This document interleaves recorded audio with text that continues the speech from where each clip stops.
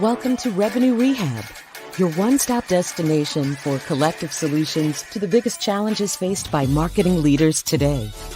Now head on over to the couch, make yourself comfortable, and get ready to change the way you approach revenue. Leading your recovery is modern marketer, author, speaker, and chief operating officer at Tegrita, Brandi Starr.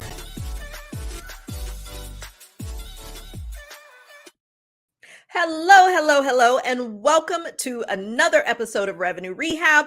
I am your host, Brandi Starr, and we have another amazing episode for you today.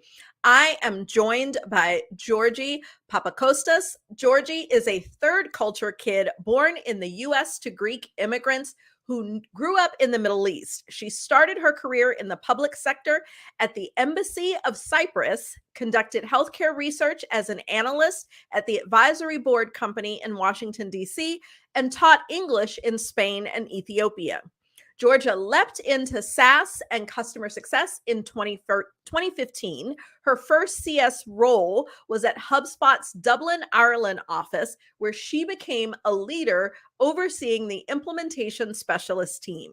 Since then, she has led more than 40 global CS professionals across teams at SaaS companies of various stages, including Sprout Social, Showpad, and Workday. Welcome to Revenue Rehab, Georgie. Your session begins now. Hi, Brandi. Thank you so much for having me.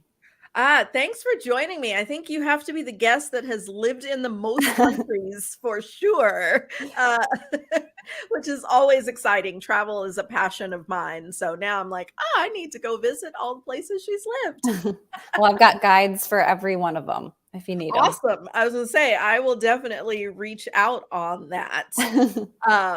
But before we jump into our topic today, I like to break the ice with a little woo-saw moment that I call buzzword banishment. So tell me, what industry buzzword would you like to get rid of forever? Yep. For me, I know we're talking about customer success today, but kind of customer service, and it just all ties together with how we market and position things. But for me, it's white glove. No white glove service, huh? It's so funny. I think that term came from the hotel industry or something, something in hospitality, and has now crept its way into B2B. So I'm sure you hear that term a lot. I do. I also, for some reason, I always think of like Mickey Mouse and Fantasia as well, like wearing the white gloves. But one of the core reasons I really don't like it applied to our industry, we'll talk a lot about this, is I'm in customer success, and what we are here to do is drive success first and help people achieve their goals. And I think white glove really is around just like making customers happy. And we can't make happy customers in our industry without making them successful first. And so it's just not about, the swag and the booze and whatever it is that we're sending them to make them feel good. Like that's really supplemental. But if they brought your product for a reason, we need to know what that reason is, and we need to help them get that reason solved, get that problem solved, right? Before we roll out the red carpet. So I'm not saying that I don't want to treat customers that way, but I think when we position our team as white glove service, that's doing a disservice to everybody, because sometimes what we might do is push you a little bit harder, right? If you told us you wanted to achieve something, we might be the ones giving you a little tough love to make sure that you get it done. Yeah, I love that. And it's a great segue into our conversation today. But I have to say, when I hear white glove service, I also think about Mickey Mouse. Okay, thank you. I don't know if maybe I had a Halloween costume when I was a kid or something, like a mini that had the gloves, but that's what I always think of. Yeah, I think it's because Mickey's hands are so big and the gloves are so white that is the first thing I think about is a big Mickey Mouse hand. But that's neither here nor there. And I know you kind of alluded to it, but I would like to hear you share what brings you to Revenue Rehab today. Yeah. So really, I'm excited to be here because we are talking about kind of the role of customer success in driving revenue. I think I'll put it really simply like that, and then we'll talk more about it. But that's really it. Awesome. And I believe in setting intentions. It gives us focus, it gives us purpose, and most important, it gives our audience an understanding of what they should expect from our conversation today. So, what's your best hope? What would you like people to take away from our discussion? Yeah, I think we're living. I mean, you know what? I'll be honest. I think we've been living in a really tough time, right? Since 2020. I know we're out of the pandemic, but I think I talk to a lot of people who are still feeling the impact of the changes that's had to their lives, to how they work. And so similarly, I think in this moment, it would be great if we could find like quick wins and quick solutions. And I just don't think that's where we're at. And so I think there's this level of patience and grace that we need to have with ourselves, with our teams, with the moment, and with the solutions that we're going to come up with today and talk through, that we have to remind ourselves to have and to give to ourselves. I love it. And it's so many people are very much like, oh, the pandemic's over. I don't ever want to talk about it again. Like, don't say the C word. And while I get it, like, I totally understand wanting to put that in the rear view. I agree with you in that so much has fundamentally changed.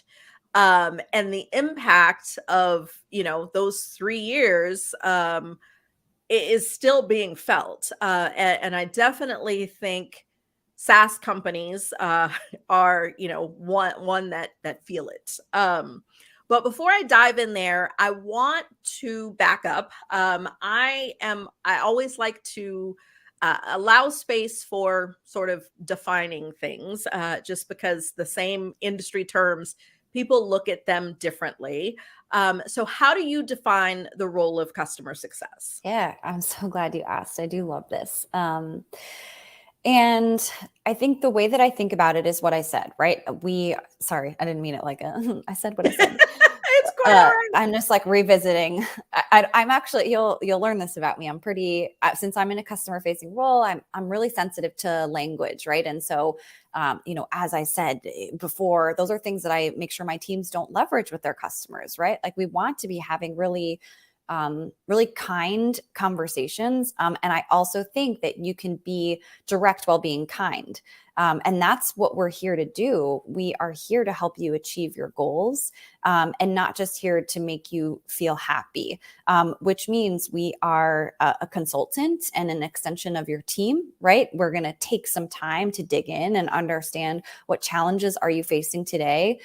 How are you approaching those challenges? And then what can we do to support you in that? And that's where I think the support comes through. But it's really important that customer success teams are kind of goal oriented, and that those goals are driven by their customers. But what I was mentioning before around also like being an accountability partner, right? If you're investing in a software or a service, it means that you either don't have like the time or the capabilities or the people or the resource on your team to solve it. And so you're reaching out, and looking for a partner. And so, partner, I think, is sometimes another buzzword in our industry. We talk about having partners, having partnerships. But it's really important that we take the time and have the patience to build a certain level of trust between us and our customers, so that then we can be the people that help them drive towards those goals and see success. I love it. And so just a couple more foundational questions so that I fully absorb your perspective. There are varying opinions as to where customer success should get involved in the revenue process. Some feel it should happen pre-sale, some feel as soon as the sale happens, some feel it's later in the process. There's lots of schools of thought there. And so I'd love to hear your perspective on where in the journey do you feel like customer success should be involved? Yeah. Um, I almost gave you the it depends answer, but then I realized there's really a simpler answer, and it is what is best for the customer. So what I mean by that is, we know we've all been a customer that's had to repeat themselves. And that is from my perspective, that's the experience that we're trying to avoid. That's like the number one thing that you don't want to do for that customer. So that means if they're sharing a bunch of information pre-sales, that your process then is designed for your CSM to just go ask them about again, you don't have it right. Right? Because that's not going to create a good customer experience, but it's also going to delay in the driving towards goals and success, because you're losing time by spending moments on things that you've already shared. So while I do think it depends on kind of like the size of the business, the complexity of the product or software that you're implementing, as long as you have mechanisms for shared knowledge transfer, it's less about where they're positioned and more about setting both the CSM and the customer up to get started and hit the ground running. Because I do think it can work in different methods. And I've certainly joined a lot of pre-sales calls, which I think is really it's just really, really reassuring to clients, right? When they can meet that person ahead of time and, hear from them what they can expect. It's certainly a reassuring experience.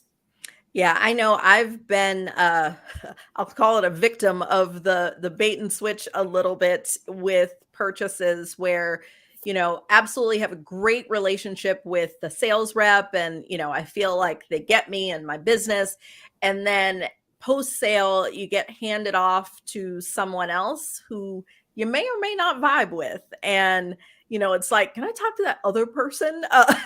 And that's never a good thing. So I do agree, just, thinking about it from a customer perspective, being able to at least meet and interact and kind of, get a feel for who you'll be working with long-term can positively impact the sale.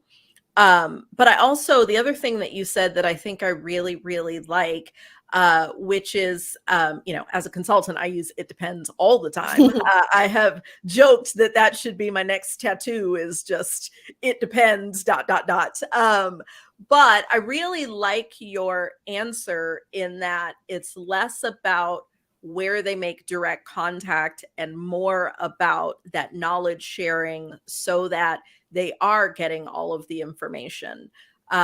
Because you think about all the technology we have, from, call recordings that sales is doing, to AI transcripts and all these different things. There may be ways that knowledge can be passed on and internalized by the CSM without them being directly involved. And so I do think that is a good thought process for whoever is, orchestrating the roles and responsibilities throughout the customer journey, is to think less about who needs to be where and more about the flow of information. Mm-hmm. So I think that's really great advice. I think the one other thing that I hear debated a lot, which I have strong opinions on, is whether customer success should have anything to do with renewal accountability, whether it's compensation or just goals, but whether they should carry a bag, so to speak. Because in aligning them to revenue, there are people, there is one school of thought that they should have a number that they're accountable to. Yeah. So here we are, we're diving in. And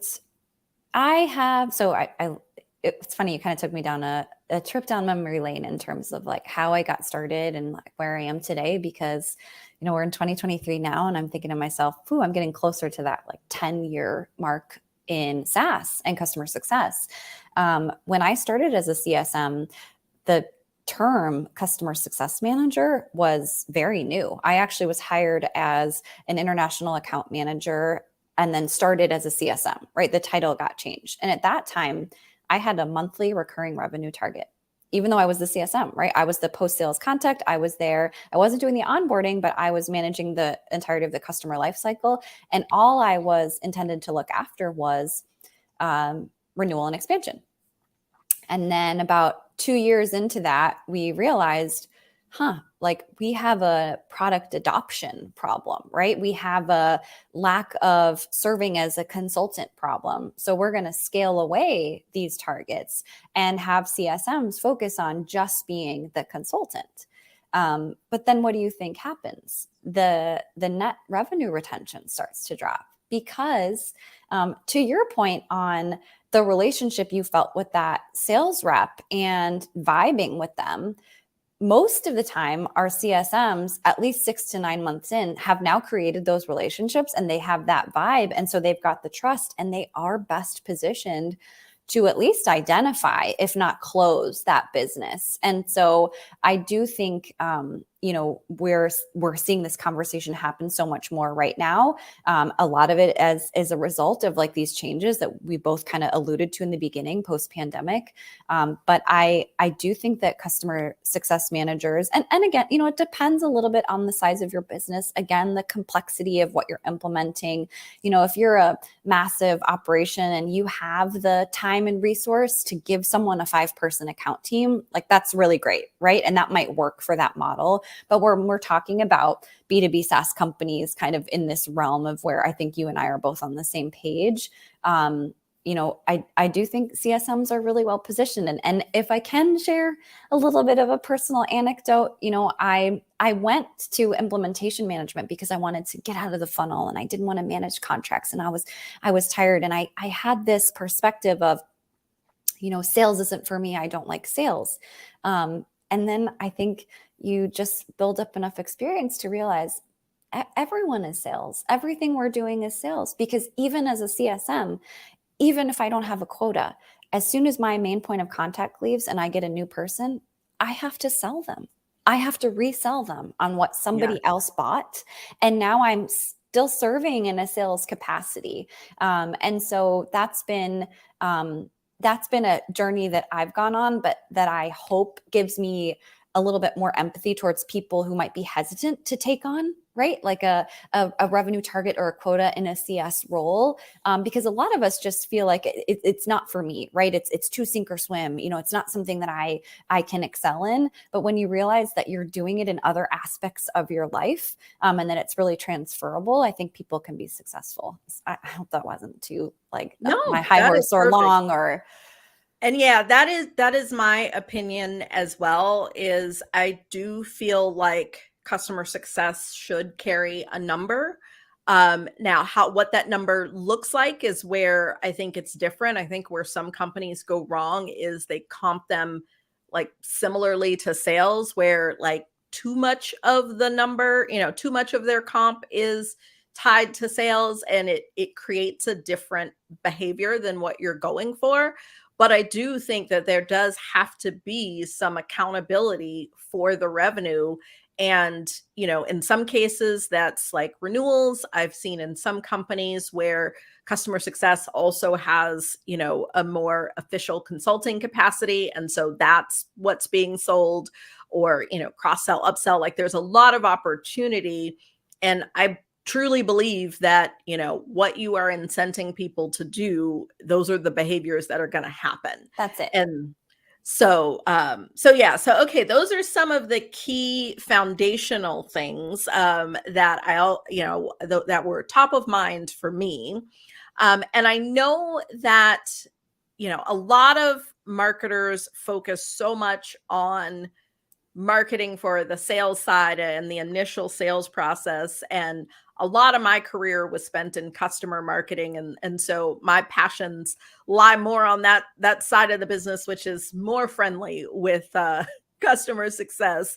And so in terms of revenue and the whole process, where do you see the disconnects that you feel are leaving revenue on the table? Like where is CS not plugged in that they should be in order to better drive revenue? Yeah. I think, man, that's a great question. And as you talked about, like having customer marketing experience, I have this dream of mine where like if any role I ever went to, like it'd be like me and a customer marketer, right? Because like just to go hand in hand and have someone to support all of these really important activities that either I don't have the expertise for or I don't have the time for because of like the size of my team or the size of my book or, whatever I'm working on there. And so I'm really glad that you brought up customer marketing and how important it is and how sometimes that's something that we're not investing in that we need to be. And customer marketing, not just from an expansion perspective, right? But from an adoption, right? I mean, the marketing teams spend so much time understanding how to position. And like I said before, we are constantly selling. In an environment like today, we're selling against, most of the time, we're not selling against competitors anymore right now, at least in our experience. We're selling against, we'll figure it out on our own, right? Like we're cutting costs, so we'll just figure out a way to do it ourselves. And so to answer your question on where are we potentially not plugged in, I actually think that's often the gap, right? Is that we don't know what we're up against early enough. And, we close the sale. And so we think we have all this time, but we're living now through a time that shows us how quickly things can change. And so some of it is understanding like competitive intelligence versus like the cost of doing nothing intelligence, right? Like I think that's a place where we could spend more time and also could benefit from like more kind of cross-functional collaboration with marketing. Like I'll be honest with you, I didn't anticipate our conversation to land here, but it's such a wonderful, wonderful reminder of like why companies that work in silos don't succeed and how important it is for us to create alignment. And when we talk about CS, we most often talk about strengthening the relationship between sales and customer success.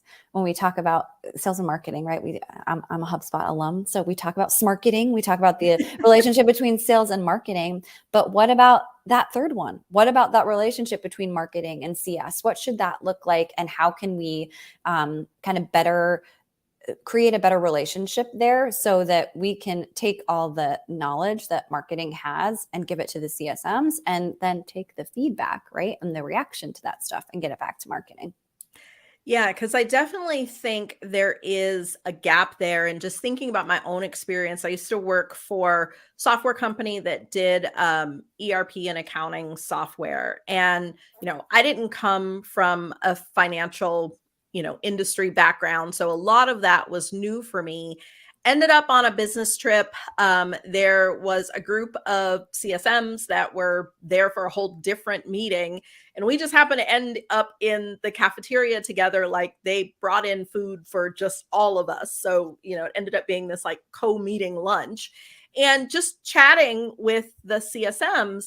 And, I can't even remember what question I asked, but I asked something and two of the guys at the table perked up and they were like, "Oh, let me tell you." And like, this is the thing that, we have, like, that people love, that they talk about, that is like the main reason why they don't even consider leaving. And it was some like feature functionality I never even heard of. So I'm like, we're clearly not promoting it in our marketing efforts because I've never heard this mentioned. Mm-hmm. And so it became this like door opener for, a space that I had been struggling because, we had the wrong contact that I was marketing to for cross sell. And so it was like, oh, like this is the common point. And that was just from a happenstance lunch. And so thinking about if there's a way to make those connections where they happen regularly and that knowledge share, I think it helps on the front end of trying to drive net new, but then it also helps on the back end with adoption, retention, cross-sell, upsell, expansion, etc. Yeah, all of that. And, as you were talking through that, I was thinking about our intention, right? Like patience and grace. Like what we don't want is people to listen to this and then go have a marketer go ping a CSM or have a CSM go ping a marketer with like 20 questions, right? Like that's not it, right? So it's being thoughtful about, okay, if you're hearing this and you're thinking, yeah, this is a gap for us, bring them this clip, or like bring them this talk track or this example and say, how can we be thoughtful about making this regular also, right? Because if we do the one meeting thing, that's one and done, and it's not going to get you what you need, which is the continuous feedback loop that you just said the door was open to like continue to revolve, right? And so I think that's like a really important takeaway for people listening in as well. And again, a good reminder to myself, like that's one of the reasons I love to talk about this stuff, because I'm not saying that I'm an expert in it and that I'm flying at all cylinders all the time. These kinds of conversations are so important because you realize, oh, here's what I'm not doing. Like I've got to bring that back to my team too. Yeah. And something I just thought about it as we were talking about this, because in some cases I've seen companies try to implement systems for creating a feedback loop. And in some cases, in order to make it, scalable, repeatable, all the buzzwords, it can get over engineered. And, I think about, we follow an agile marketing method in getting things done. And a key part of that is we do retros around the work. Like, why couldn't there be a revenue retro to just talk about all the renewals that have happened, the deals that have closed, the things that have been lost, the problems, that are happening, the campaigns that works, like having some sort of recurring open dialogue to not, over engineer that feedback, but to really actually get people talking. Like, it's always hard to get people to commit to meetings. Like, I know nobody wants another meeting on their calendar, but when you have actual meaningful conversations, like, it seems like you talked about quick wins. It seems like a really low effort way to get those dialogues happening. Yeah, I think that's a really interesting idea, because typically, right, we have like a monthly or quarterly or a biannual or an annual kickoff, and every department has their section, but it's probably not in depth enough. And each department has hopefully gone through some sort of retro in that way. It'd be very cool if you could be a part of each other's, right? And you'd be really explicit about the role everyone is intended to play. Like, it's okay to just come as a listener. But chances are, and this is why we talk about the diversity of thought, right? And why it's so important to have people from so many different backgrounds and roles and experiences and, all of the things that you could think of, because we all think differently. And that's why it's so important to have us there, right? Like you just said, we were not thinking about the thing that the CSM brought up, and all it took was one conversation for us to be reminded of that. So yeah, I think it's a really cool idea to continue exploring. And I feel like you coined a great term for it too, the revenue retro. Like, yeah. I've done a churn retro. I've done so many retros like that, but we've done a holistic revenue one. I really like that idea. Yeah, there's just a lot of insight that I think a lot of the other mechanisms for feedback don't always capture. And when I think about like kickoffs and things like that, they are so information pushing, like they're, not as often. And I won't say some people do them well, but they're more, how do I push information to people? Yeah. And in like a rushed time frame, right? Most of the time it's like, oh, okay. And I've got 3 minutes left, so I'm just gonna skip this slide. And then, And so my last question for you is a bit of I don't know what I don't know. So CS, I've never worked in CS. I think we are customer success certified, a number of us on our team. So we leverage a customer success methodology, but I've never actually done the job. So I'm going to ask a really open-ended question. Sure. Is there anything I have not thought to ask about that you think is really important to bring to the conversation around how CS plays a key role in revenue? So just a total zinger, like just in case there's something pressing that I haven't thought about. Yeah. I mean, I think if I were to like pull on an additional thread, because we just like talked really briefly about like revenue or expansion, right? Like renewals or expansion. Um, whether or not a CSM has a variable target and is responsible for renewal, that individual is going to feel responsible for that renewal. And so I think it's something to keep in mind as leaders. And then it's also something to think through as you design, like what should that revenue target be for them?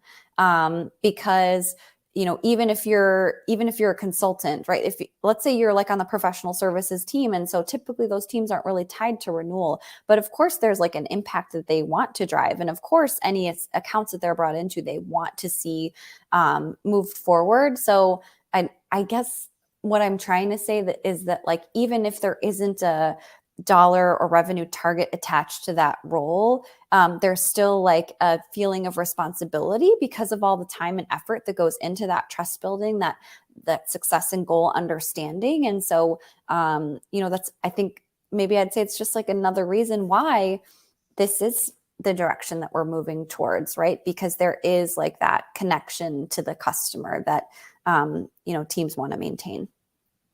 Awesome. I'm glad I asked my open-ended question. Well, talking about our challenges is just the first step, and nothing changes if nothing changes. And so in traditional therapy, the therapist will give the client some homework, but here at Revenue Rehab, we like to flip that on its head and ask you to give us some homework. So I always like our guests to walk away with their one thing. What's the one action item for those that are listening that want to move the needle in being more collaborative, and breaking down the silos between the various teams and CS, and leveraging CS in order to help drive revenue? What action item would you give us? Yeah, you teed me up for this without meaning to with your story about the lunch. But it's very simple. This is something everyone can do, and I hope you all commit to it. Go and find a CS person that you haven't connected with yet and have a 20-minute conversation with them. And that's it. I don't even think you need like a crazy agenda. Just do the open-ended thing. Like, tell me a little bit about your role. That's all. I love it. And I would challenge everyone, throw a little lunch in there too. Yeah, I know. I was going to say coffee or a donut or something. Yeah, meetings are always better when there's food. Agreed. Even if you do it in person or you both bring something to it, yeah, I have done the virtual lunches. It's something about eating on camera that just is both weird, but actually makes it very casual and conversational. So it's like it works. Yep, agreed. Well, I have enjoyed our discussion so much, but that's our time for today. But before we go, tell us, how can our audience stay connected with you? Sure. So probably the best place to find me is on LinkedIn. I know that Brandi mentioned in the beginning that I work for Sales Assembly. And so one of the things that we love to do is break down those silos. Essentially, we bring together the members of Sales Assembly to have conversations like this with a lot more people in the room from a lot of different organizations. So I would love for anybody to connect with me, because I sit in a really privileged space where I get to overhear a lot of conversations from people like that in our membership that I'm always happy to share kind of the learnings, and always looking to others and to learn from you all as well. One of the things I always say in our kind of Sales Assembly sessions is I thank people for their generosity of knowledge, being generous with their knowledge. I appreciate you today, Brandi, for being really generous and thoughtful with like the questions that you brought to the table. So I'm looking forward to connecting with whomever wants to, if you happen to take a listen. Awesome. Well, we will make sure to link to your LinkedIn wherever anyone is watching or listening to this podcast. And I have had the privilege of interviewing some other folks from Sales Assembly. So after you finish this episode, I encourage you to go back to episodes 54, 55, and 56, where I had a whole run of 3 weeks in a row. I had the Sales Assembly team, and they've been some amazing episodes. So I was really, really excited to connect with you here as well, Georgie. Thank you so much. You are welcome. I hope everyone has enjoyed my conversation today. I can't believe we're at the end. We'll see you next time. You've been listening to Revenue Rehab with your host, Brandi Starr. Your session is now over, but the learning has just begun. Join our mailing list and catch up on all our shows at revenuerehab.live. We're also on Twitter and Instagram at Revenue Rehab. This concludes this week's session. We'll see you next week.